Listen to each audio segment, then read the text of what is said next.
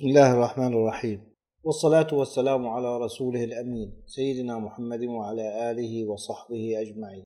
سيظهر للعالم في السماء نجم أحمر، جاء هذا في المخطوطات والنبوءات، وجاء عنه كلام صريح واضح في أحاديث للنبي صلى الله عليه وسلم نسبت إليه، الله أعلم بدرجة صحتها، وإن كان كثرة الأحاديث التي رويت في هذا الشأن تدل على أن للأمر مستند.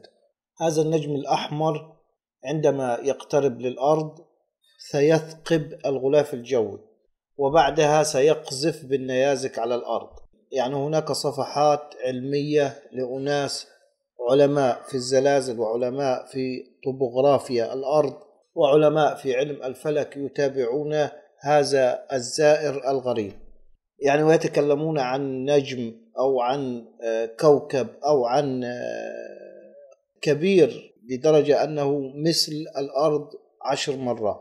يقولون أنه كلما يقترب من الأرض تزداد الزلازل والبراكين والكوارث الطبيعية والتغير المناخي. أغلب المهتمين بهذا الشأن ينسبون التغير الحادث في الأرض من ازدياد البرودة في الدول العربية أو التطرف في درجات الحرارة وازدياد الأمطار وازدياد السيول، وينسبونها إلى اختلال في مدار الأرض وفي سلوك الأرض يحدث بسبب قوة خارجية تحدث هذا التغير.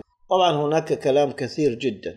في الحلقات القادمة إن شاء الله رب العالمين سنتوسع في أمور آخر الزمان، ولن نقصرها على المهدي فقط، يعني سنتحدث عن كل الشخصيات وعن أحداث آخر الزمان وعن الأحداث العالمية. سنحاول أن نرسم صورة عامة للأحداث الدائرة والنبوءات عن كل شخصيات آخر الزمان والأحداث العالمية وغيرها. يعني السنوات الماضية كان هناك هواة، نستطيع أن نقولها هواة وليس أكاديميات علمية متخصصة بهذا الحجم وبهذا القوة وبهذا التأثير، فلا بد أنهم يعرفون، ولا بد أنهم يتابعون السماء، ولا بد أنهم يعرفون أن ما يحدث من تطرف مناخي سواء في درجات البرودة أو في درجات الحرارة العالية، كل ذلك من تأثير هذا الكائن.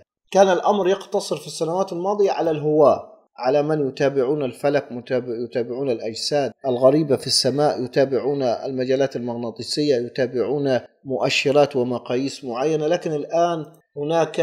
لكن الآن دخل فيها الجانب الأكاديمي. هناك علماء رصدوا جسما غامضا يشبه الطائر قريب من الشمس، رصده هؤلاء العلماء رصدوه باستخدام تلسكوب. هذا الجسم الغامض كان فوق الشمس ويبلغ حجم جناحه 150 ألف كيلومتر. ومن نشر هذا الكلام مختبر علم الفلك الشمسي التابع لمعهد أبحاث الفضاء، تابع للأكاديمية الروسية للعلوم، وعلى موقعه الإلكتروني، ونشر صورة للجسم المذكور وهي أمامكم الآن، وكتب معلقا عليها: التقط أحد تلسكوبات LASCO اختصارا للهيئة العلمية التي تتابع ترصد الفلك، صورة جميلة وغامضة نوعا ما أمس، تظهر الصورة طائرا أو جسم طائر يتبعه زي طول جناح الجسم الشبيه بالطائر حوالي 150 ألف كيلومتر، وارتفاعه فوق سطح الشمس حوالي 2 مليون كيلومتر، وحجم الطائر إذا اعتبرنا.